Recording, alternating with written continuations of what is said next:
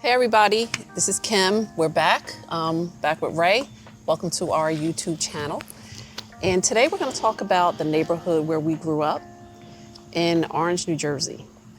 We grew up in Orange, but we grew up in the section of Orange called the Valley. We grew up in a time, like during the 70s and 80s. That was our childhood and teenage years. Graduated from high school in the late 80s. Again, Ray is a little bit older than me, so he graduated before I did. True. But you know, we were poor growing up, but you didn't really realize you were poor because everybody was poor. I lived in a 2-family house with my sisters and my one brother. We had to share bedrooms. We had one bathroom, no shower, and we just thought that was normal. You know, that's me. That's a general overview of my experience in the hood. What about you, Ray? How did you see our neighborhood? All right, so I grew up between borders. I grew up in East Orange, which is the bordering town of Orange. I said it before, I grew up in a single parent household. I was the youngest of four children. I love sports, but we didn't have much, right? So when we wanted to play football, we didn't have a football, right? We had tinfoil or whatever we could find and ball it up and throw it. We never really went to the park because that wasn't our thing. We played on our block and the touchdowns were light pole to light pole. I knew I was a somewhat tough kid because the way we played football in East Orange and even Orange for that matter, we used to, look, you weren't playing unless you knocked somebody into a car. And if they didn't dent it, you didn't hit them hard enough. I'm serious. And the bug out is that when we upgraded to Orange, I realized that a lot of the things that we went through were normal for everybody and we didn't know we were without, but at the same time it developed me, right? So there are things that we went through, like they talk about, you know, self-esteem and having low self-esteem. Life was so tough that it was just part of it, right? So when somebody says something to you, we used to, back in my mother's days, to call it the dozens, but for us, we used to crack on people. And it was this part of it, right? So when you got into an environment where if someone said something to you that wasn't pleasant or wasn't cool, it rolled off your shoulders like water because it's how you grew up. Or you cracked back. Oh no, it was definitely war.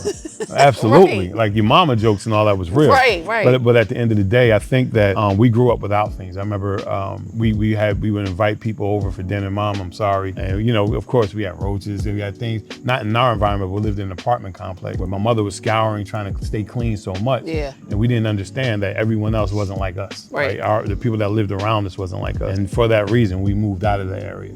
To Orange, and I remember we were so insulated. I remember driving, and mind you, East Orange is right next to Orange. I remember driving up an avenue to get into Orange and looking at the tree-lined streets and thought I was in the country. Seriously, and we were only going literally 5 minutes away, 7 minutes away, but it was just that deep because we were so protected and insulated. We knew our hood, we loved our hood, but at the same time, you didn't know what else was out there. So when we get to Orange, I'm thinking we kind of upgraded, right? My mother kind of got a house now and all sorts of stuff. Every one of my neighbors was from East Orange. You know what I'm saying? All the guys that I played with, fought with, had fights, had great times with in East Orange or experiences with, moved too. So, we all kind of went through the same thing and the same types of struggles. So we know what it's like not to have. We know what it's like not to believe it or not, not to eat, right? Not have food. And at times when you wanted it, I shared beds with my cousins at times, whether they were displaced or we needed a minute. A misnomer is the hood is somewhere that's a negative place. Whereas for us, it was nurturing. It was nurturing. We were safe. I don't care. I felt safe where we were. Right. I knew that. Because we knew everybody, and we grew up back in an era where the neighbors, you had to be careful what you did around your neighbors because they would tell your parents. 100%. Like, 100%. Everybody looked out for everybody back then. Everybody knew everybody. You knew each other's names. You knew each other's schedules. Absolutely. We played out in the street But we grew up in an environment right out of the 60s where the Muslim movement, right? The Nation of Islam was heavy in our area. A lot of our friends' parents were Black Panthers and things of that nature. And we were like one generation removed. So there was still that kind of environment where they looked out for you. And they would tell you and school you and give you information that you needed. And I think that sometimes we kind of miss that. It wasn't as horrible as it is talked about. What makes it bad are the people and the decisions we make. And it usually comes from not having some of the resources and some of the care. You don't know you're poor unless somebody compares you to someone. And a lot of times, and this is still true today, I can see the connection with a lot of the young people today. You grow up in a single parent household, even though I grew up with both my parents. Your parents are at work, so you don't get that nurturing because you're kind of, in a way, raising yourself. Absolutely. I was a latchkey kid at 8. Yeah. Straight up. I mean, like that was real. I remember coming home and I was scared. We had a dog. And mind you, it wasn't like you go get a dog from the shelter. We found our dog on the street. Yep. And I never forget, he was Reggie. And I remember coming home and he was so wild. I was trying to get in the house and he was trying to get me. You know what I'm saying? Like it was that type of dynamic where, I was the latchkey kid. I had to make it happen. My mother had to go to work. So I woke up on my own. I made sure that my clothes was ready. I had to go to school, be there on time. Yeah. Didn't lollygag you like you go to school and some of your friends are playing, like on the way to school and they would be late. Well, in our house, that wouldn't work, right? Right. Because my mother actually worked for the school district. So, you know what I'm saying? And we had our dog follow us to school every day. So it was a dynamic that was very insulated, but we learned a lot from it. But we also missed something. And I think that's what we're here to connect with these people with, right? We missed having the connections. We missed having better resources. We had some resources, but not nearly the kinds of resources that we really deserve to have. But I think part of it is that what you don't know, you don't know. You don't know, exactly. You know what I'm saying? Like, exactly. You don't know what you're missing until somebody exposes you. Exactly. And our attempt is to expose the people that are in earshot or video view of what we're talking about, because until they really get an understanding of what's out there, what's needed, what's expected of them, why it's important to say your prayers, love your mother, get up on time, do your laundry, all the things that are hard to do but necessary. Until they really find the relevance of it, there's always going to be behind the 8 ball. Yeah. And we're just trying to make sure that we can use our experiences, how we learned how to be resourceful. So 100%. Because when we were growing up, we had to be. 100%. Necessity. So you can take those skills and transfer them to your adulthood.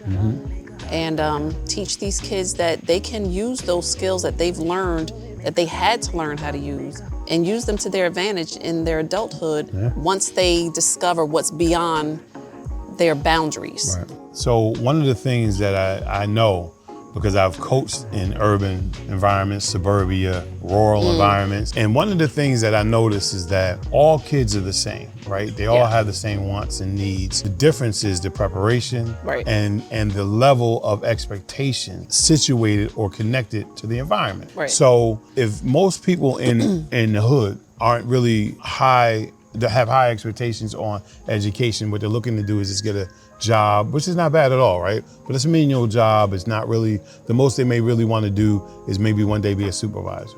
And because that's what's talked about, right? Don't get left on them streets, and you need to get a full-time job and something with health benefits and all the things that are needed, but it doesn't really speak to aspiration. Other environments are really about shooting for the stars, right? Making your dreams come true. Well, dreams are centered around what you know and what you think you're able to do, right? So a lot of times, we talk to kids and parents say things like, it's common sense, right? It's common sense to go to school and pass your classes.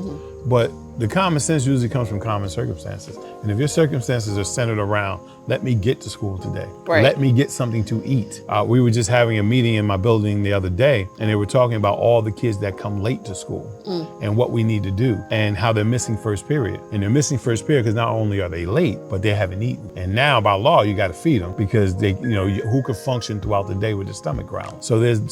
But instead of raising the expectation of, we need to find out why they're not getting there every day on time. So could some of those reasons be because they're also raising siblings? Listen, I've seen I've never that. taken a poll, but I would say, and I could speak for my players, half of them are dropping their siblings off at school.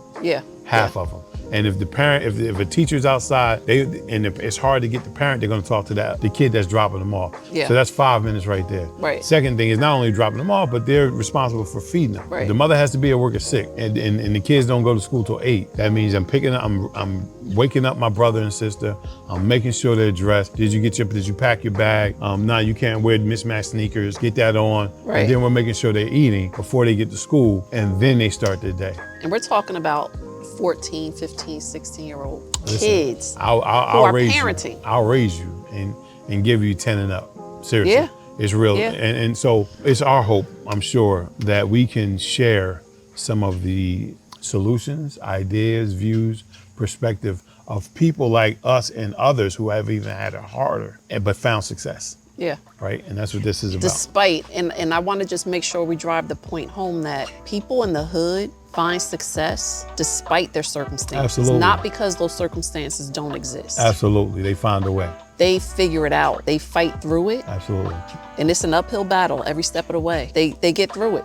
A lot of them do. Some of them don't. Life can beat you up. Absolutely. Sometimes. Some people take the punches and roll with it. They go to self-medication, they go to alternatives. A lot of times we find young men who haven't been really nurtured and loved by their parent or their maternal parent wind up getting them in relationships looking for that. Not understanding that's what they're looking for, but looking for that. And vice versa, right? Some of these young ladies do some things out here because they never had a man in their life that can actually help with structure, ideas, and perspective and really empower them and support them so they do things, say things, act out in ways that are germane to the pain they feel. Right. Because we know when you're in pain, you give pain.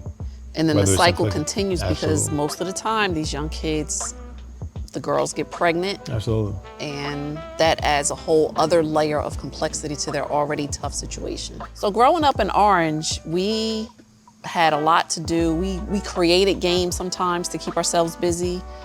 Because our parents got together and they got together with their friends and with relatives and they sent the kids outside because we weren't allowed to listen to, we weren't allowed to listen to those conversations the way kids do today. And there was no PlayStations. There was no PlayStations, there exactly. was no social media. No video games, Absolutely. No social media, no cell phones, no internet. I remember with my cousin, it would rain and we would find sticks and get into the gutter right there and watch them race the sticks down in the stream, stream of water.